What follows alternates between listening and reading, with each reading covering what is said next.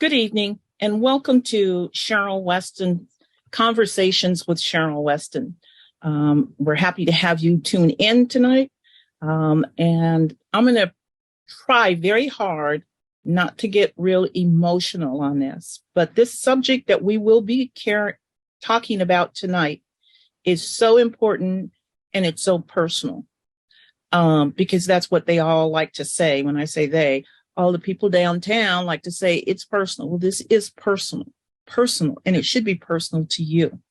So my special guest tonight is Mr. Timothy Ashford, and he will be talking about the situation with one of his clients, a 14-year-old Black youth. So I'm going to give you some background on that. And we will bring Mr. Ashford in, and we can comment on that for this. But currently, and we have been talking very much with Mr. Ashford regarding this. It's been in the news. We've tried to let the community know what's going on. And I think he's here. Let's see if we can get him. There he is. Hey, welcome to the show, Tim. It's so glad that you could join us. Welcome to the program tonight, Tim. And I wanted to give the audience a few moments here to, with some facts that we have on this case. And then I'm going to bring you in to answer some questions, and you can make your comments. First of all, if I'll give some background, for those who may not know you, but you are an attorney here in Omaha, Nebraska, and have been for some time. And in this particular case, and you've been fighting for the rights of individuals, Black and brown, and all your clients, but you have tried to do a lot for individuals who are people of color. So with this, I want to give these facts.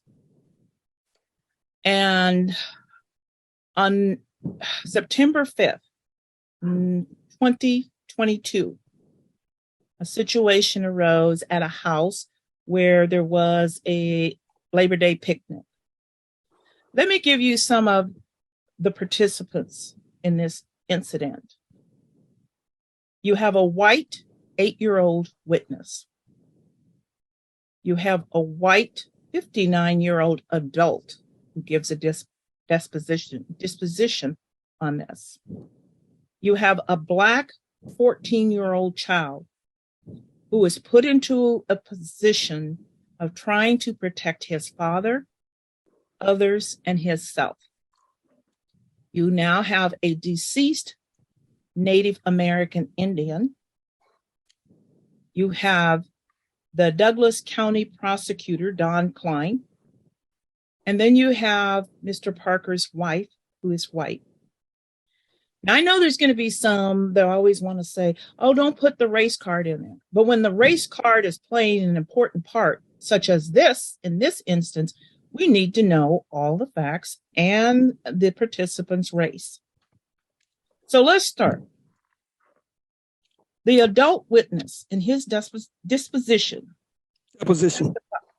The Native American Indian, Mr. Parker, who was the instigator of the incident and is the deceased, apparently was on drugs and had earlier made a statement saying, that nigger is going to get it.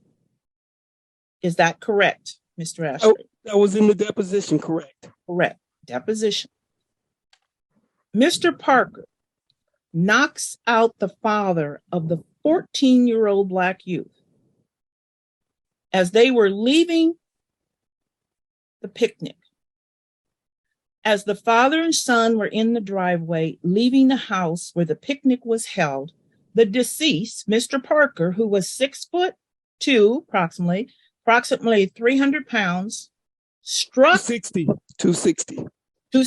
struck, well, the medical record was saying 290, so that's the reason why I upped it. But we'll go 260, 290, that's a big person, one way or another. Struck the 14-year-old's dad who is approximately 5'9" and 185 pounds. This is done in front of the 14-year-old who is probably approximately 130 pounds. The 14-year-old's dad is knocked out without warning by Mr. Parker. Knocked out, people. Blood is coming out of his mouth. Mr. Parker didn't help the guy up. No, he made a statement. That's why you got knocked out, and you got the fuck knocked out of you, nigger. Now, I know that, we're not on national TV, so we don't have any way of beeping out those words, but I think those words are important. And it is in the deposition. Mr. Parker sees this line, and he's not done yet if he wants to. The 14-year-old sees his father laying there defenseless, blood coming from his mouth. And when his father fell, there was a gun that dropped out of the father's waist, fell to the ground. The 14-year-old picks up the gun. Mr. Parker's coming towards it. Now you have to, people, put yourself in the mind, a 14-year-old. You're looking at your father laying down there on the ground, knocked out, blood's coming. This big guy is coming towards you, coming towards his father, telling him that's why he got knocked out. What do you think you would do? Think if you weren't even 14-year-old, if you were 19 years old, 25 years old, what do you think you would do? The 14-year-old picked up the gun and then shot Mr. Parker twice, who was advancing towards him. He shot him in the back. Shot him in the back. But yeah, and the self-defense experts will tell you when you're 130 pounds. Do you have any other programs open that maybe you can turn off, or because you're kind of muffled through it? Okay, hold on. Can you hear me now? I can hear you. It's still a little muffled, but. Can you hear me now? Yes. Okay. Mr. Parker, what occurred, and let me clarify the facts. Can you hear me good? Yes. Okay. Basically, what happened was, you're right, the gun, he was knocked unconscious, and the gun fell from his father's waist belt at that time. My client picked up the gun, and he ordered the guy to stop. Didn't do it. Then he shot him twice in the back. Once in the back, and then once in the back arm.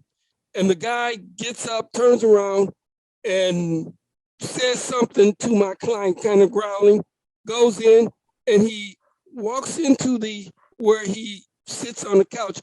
And that's where he says, that's why the nigga got knocked the fuck out while he's lying there. Okay. Mm-hmm. So you want to continue? Go ahead. Okay. Then this is in self-defense, the 14-year-old. However, Mr. Klein's position is to charge this young man with the manslaughter charge because he said he brought the gun to the picnic and he was a gangbanger. However, the homeowner of where the picnic was at has clearly stated in his deposition that no, the 8-year-old also saw it. That 14-year-old did not bring that gun to the picnic. And may I say something now? Right. Mm-hmm. Yes. Only white people will believe that a 14-year-old black boy will bring a gun to a picnic that he comes to with his father and his uncle, and he's a gangbanger. That's just incredible. I don't know of anybody else other than the racist Douglas County attorney who would believe that a 14-year-old boy would bring a gun to a Labor Day picnic with his father coming with him and his uncle. So that was an implicit racial bias. And thank you for coming on and inviting me on today. This is the Free Q movement. We need to give it a name, Free Q. And the media needs to know about this. And I thank you for bringing this to the attention of our community. So just go ahead and make your other comments. Okay. This is really what, and like I said, I'm going to try to stay calm. Douglas County Prosecutor Don Klein removed the 14-year-old boy from his home since September 5th, 2022.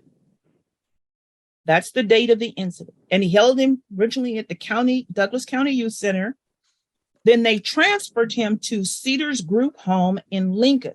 Okay, before that, they transferred him from Sarpy County, where they said he was doing an excellent job. He was mentoring younger people. Then they transferred him to Sarpy County, where they said he did an excellent job there. He was just the greatest of kids they could have. And then he's at Cedars right now. So go ahead. He's at Cedars? Okay.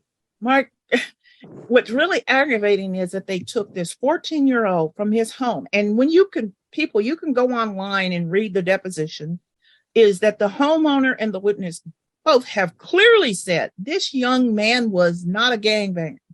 This young man was a young man of character. And I shouldn't say young man because he's not this young child, because he is a child. He's 14 years old. And he has been traumatized by this, no matter what they may think. But here's a 14-year-old child who everyone has said that he was a nice young man. He was mannerly, good character. You just stated that both locations where he's been at, he has been honored. He has tried to help the younger kids. So this is not a gangbanger. Now, and I want you to, who is paying to help this young boy get emotional assistance? Mother and father.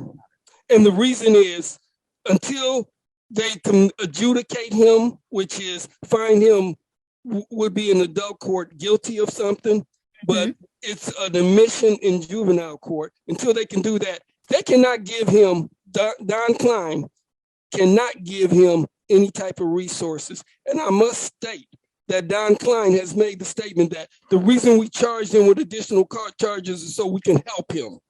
And you don't help somebody by filing additional charges after you realize your manslaughter is not valid and you have to dismiss it, and your use of a weapon is not valid. So then March the 6th, 6 months after the incident happened, they decide we're going to get him with minor in possession and tampering, additional charges. If we can't get him on the manslaughter, which we can't, we'll go ahead and get him on the tampering.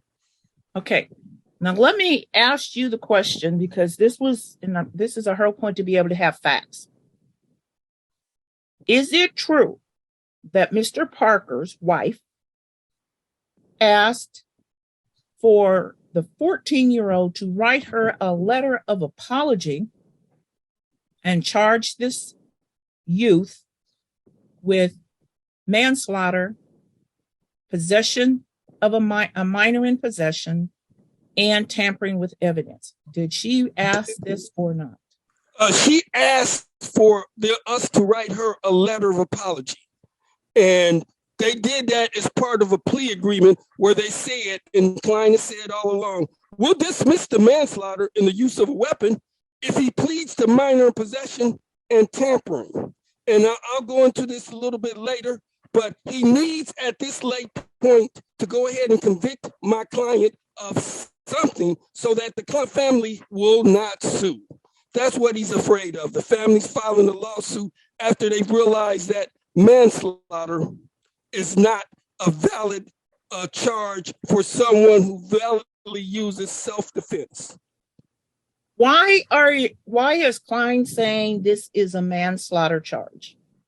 He initially said it's a manslaughter charge, basically, of African-American youth. They believed at that time that my client brought a gun, which was almost impossible when you come to a picnic with your dad and your uncle to the picnic. And it's their implicit racial bias. This is one case of implicit racism. Racism it is. And Don Klein has a history of this. So, and you know, and this community knows. So let's move on and say that make sure that we've got this straight.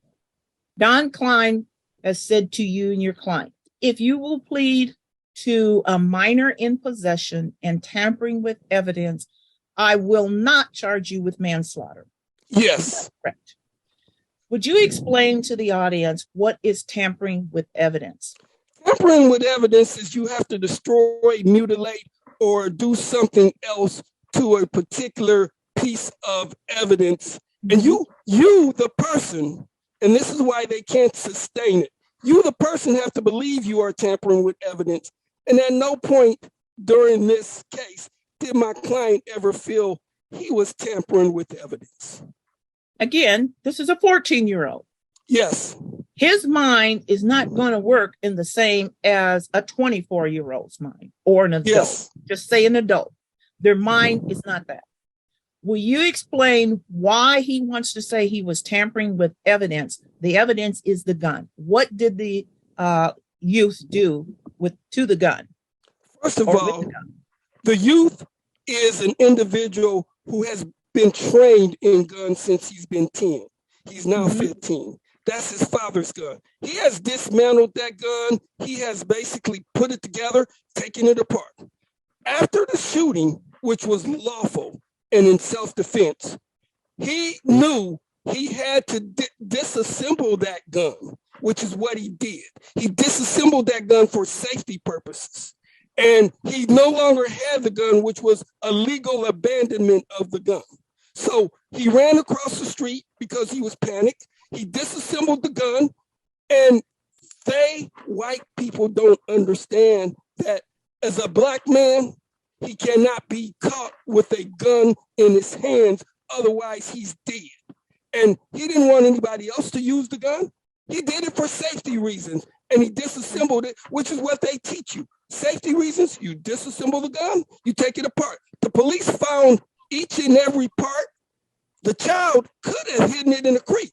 Didn't do that. Haven't you seen those places where somebody kills somebody and throws a gun in the river? He could have threw it in the sewer. Didn't do that. He just disassembled it. That's it. Now, with them going forward saying, well, you disassembled it, the key is it wasn't destroyed, mutilated, and the real key is at the time he disassembled it, he has to believe there's going to be a judicial proceeding. Some kind of, he had to believe he was going to be arrested for manslaughter. Now, you have to look at the witnesses. The 8-year-old boy didn't believe he was going to be arrested for manslaughter, nor did the 59-year-old man at that time. My client didn't believe he was going to be arrested for anything. So in order to convict him of manslaughter, at the time you attempt to, and the weapon wasn't destroyed or mutilated, at the time you do it or take it apart, you have to believe there's going to be a charge. And my client didn't believe that. So client says, we'll get him for minor in possession and tampering. We can't get him on manslaughter. How can you be charged with minor in possession when really he wasn't the one who possessed the gun? He picked the gun up, but he didn't bring the gun to the affair. That's a great question for Donald Klein, okay, and trial. I'm going to ask them that too. Plus, I'm going to argue that particular statute is unconstitutional, and this is why.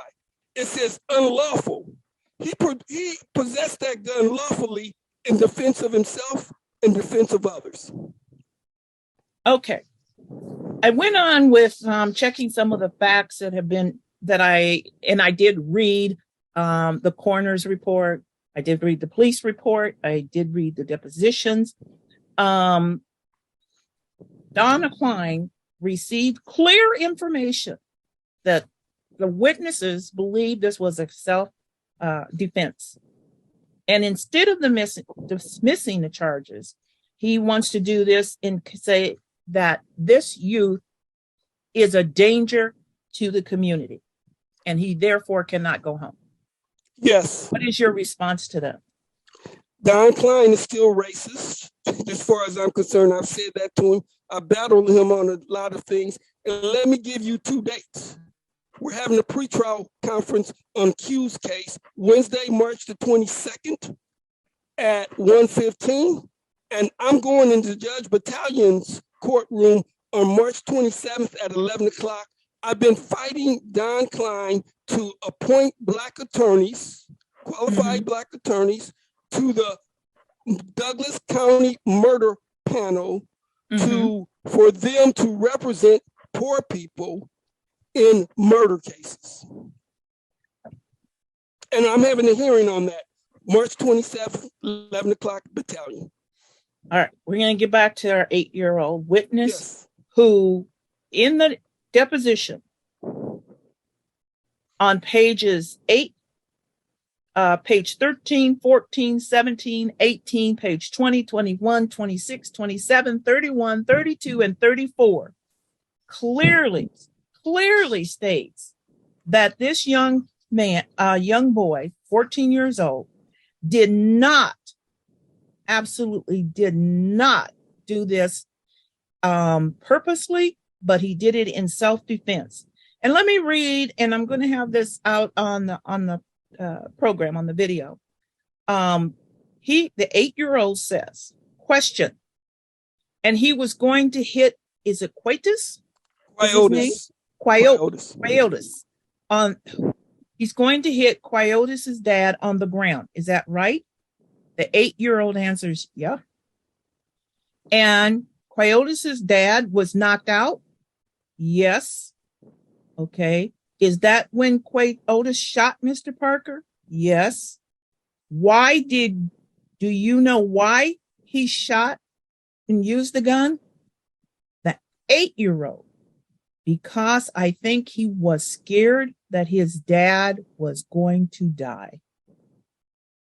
Question. He was scared that the guy was going to die or going to kill his dad? So he shot him. Yes, that's correct.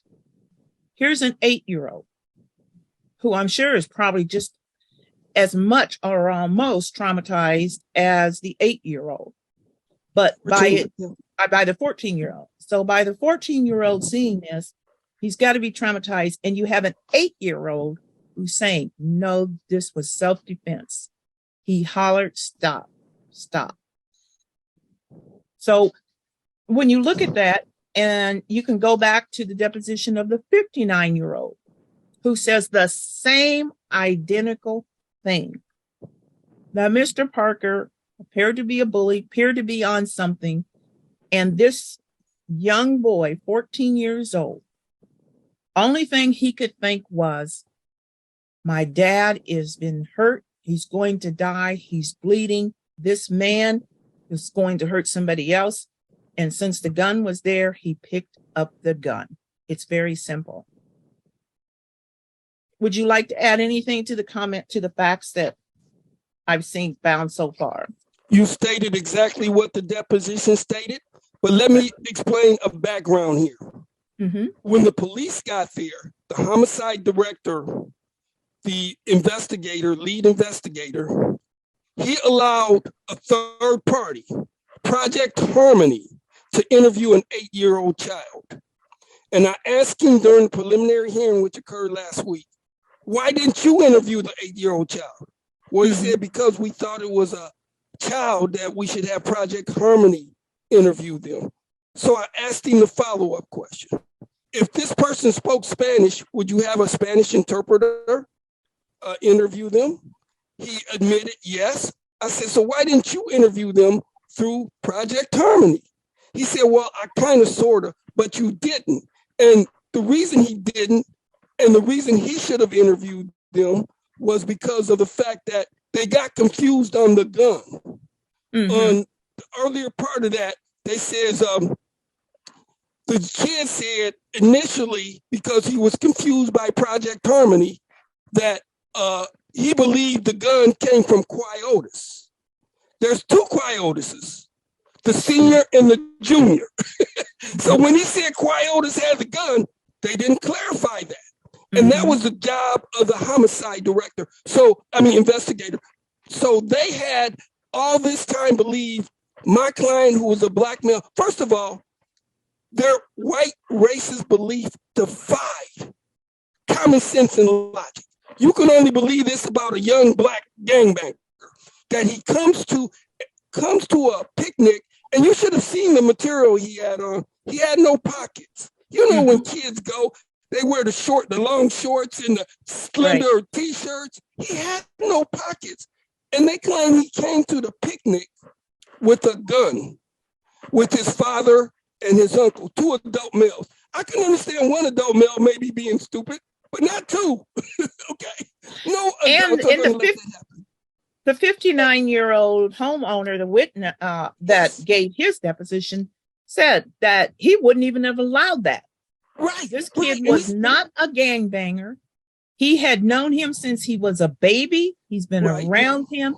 He's very mannerable and so forth. So he said, no, that would not happen in his home because, first of all, he would not have allowed it. So it was nothing. And like he said, he did not see anything like that on this kid. And that kid is never, ever bought. You know, the point I think that they keep on overlooking, and that's because they choose to, is this is a 14-year-old and his mind is not fully developed. I think he didn't, you know, for a 14-year-old to have the quickness and the sharpness and to think, let me pick up this gun to protect others. He's the hero in this. Thank you. Because his father is knocked out on the ground bleeding. His father was going to die. That's all you can think of. You know, it aggravates me to the point that people want to say, you want to play this race card, but it isn't. We're playing the race card. The race card is what defines that. The race is the elephant in the room. They want to make like it isn't. You know, I did some research on some of the cases that have been brought up just recently, like you mentioned in your article that you wrote, I believe, for the previous press conference, right? Okay. You stated Furlock case, which was in a white adult, he was dismissed. Immediately, they wanted to dismiss a charge and said he was the hero against this young black kid who was a teenager. Right. I looked up another case. You had just recently a 17-year-old who shot his best friend because they were playing around with guns, appeared to have been alcohol in the house. Didn't say for sure, but he shot his best friend and killed him. He was 17 years old. He was a senior in high school. They immediately said they released him because he needed to go back to school to finish so that he could get his diploma and graduate. Yes. Once that was over, just recently, this year, his case came to the court. Guess what? He is now serving 4 years probation. And probably if it goes to, there's a youth court up there that's juvenile. It's not juvenile, it's a youth court. And if he takes and will, if he doesn't do anything against his probation breaks or anything, he will then, those charges and everything will disappear. They will seal those as juvenile charges. Right. White, both are white. A 16-year-old shot a gun into the dirt, and he was put on a $500,000 bond. He sat in the juveniles detention center. When his case came up, which was like almost a year and a half later, they gave him 6 years. What is the only thing? One was black and the other two were white. Yes. And let me explain if I can. It's a pattern that is done in Omaha, Nebraska. I would say the whole state, but I'm talking about Douglas County. It is a pattern of racism.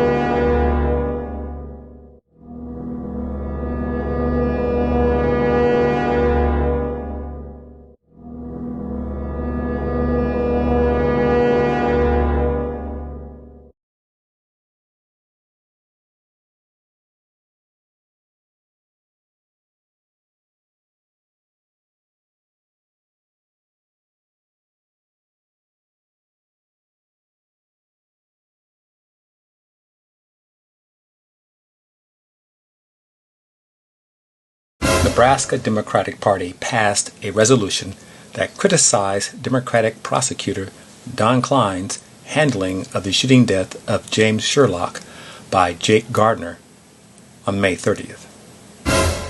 In disgust to the reprimand, Klein switched to the Republican Party. Douglas County Commissioner Chris Rogers approved a resolution expressing strong support for Don Klein in the face of these unjust and unfair accusations. Chris Rogers said, "I've known Klein for 20 years. We're friends, and I consider him a person of integrity. I don't know Don to be a white supremacist.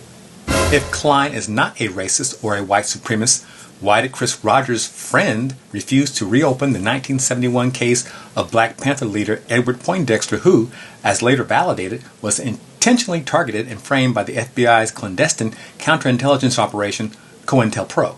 If Klein is not a racist or a white supremacist, why does Chris Rogers' friend jail black people at over 3 times the rate of white people? If Klein is not a racist or a white supremacist, why does Chris Rogers' friend incarcerate black people at nearly 5 times the rate of white people?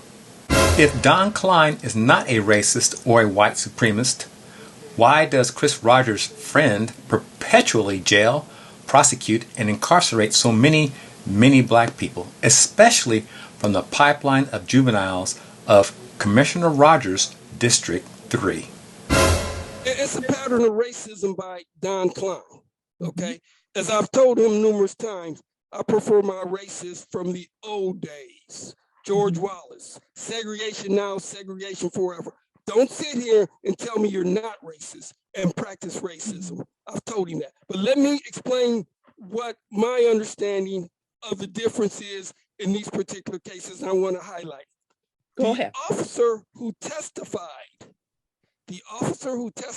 at the preliminary hearing, white officer Jordan Brandt, police officer, he shot and killed a man on duty, I believe in this 2015 or 2016. Let's be clear. The white guy he killed had aimed, was picking up a gun to aim it at a party. He hadn't fired it, he had aimed it. And Jordan Brandt killed him in self-defense in the line of duty, and he was immediately released. There were no manslaughter charges. This was a white police officer. And when you're in a self-defense situation, you have to make a split-second decision. Correct. Jordan Brandt wasn't charged with manslaughter. Then we go back to the Sherlock case, Don Klein. Don Klein, what happened here? This guy shot and killed James Sherlock. You immediately within 24 hours said, I looked at the film, it was self-defense. You released him. However, protesters were at your house for a number of nights.